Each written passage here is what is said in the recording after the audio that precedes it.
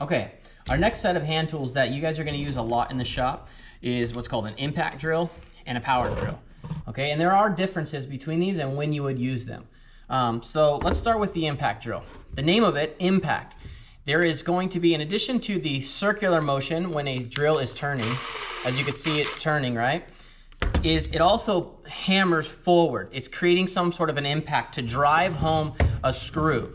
So for example, if I'm going to screw this in here, it's going to come down in and you're gonna hear it click, making that clicking noise. That's the torque, making sure that it drives all the way home, and in addition to twisting that that screw into the wood, it's also creating impact. It's pushing it down, kind of like a hammer effect. The thing about a impact drill is that the impact drills don't have a torque adjustment. So you could only really do whatever it allows you. So there might be too much speed for this. It might go too fast and twist the head right off of a screw. You need a lower torqued drill. So again, this is great because it can give you that hammer effect that really tightens up something, two pieces of material, it really tightens them up together. The problem is you can't adjust the torque on this, so you just have to pay attention to what you're using it for. The other drill is our power drill.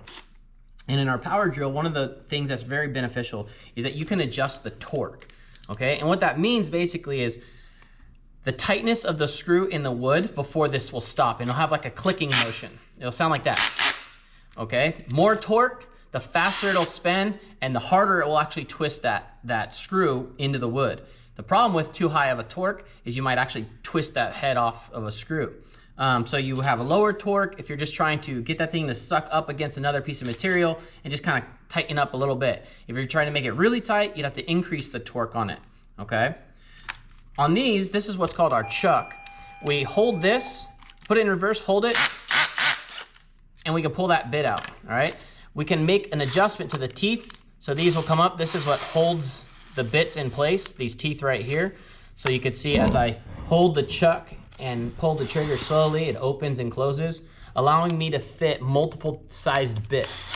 Whereas the impact drill, the impact has a quick release and it could only fit one size, okay? So it could only fit these sizes. You wouldn't be able to put a drill bit in an impact drill, okay, to make holes. So we have two that you guys will use. You'll use the impact, you'll use the power drill.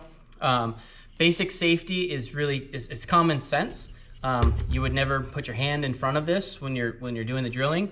You always want to keep your hand, next to and off to the side. Look down here, please. So if I'm drilling this, I would never have my hand right next to the screw, okay? So once the screw is set, I'm holding it with my hands.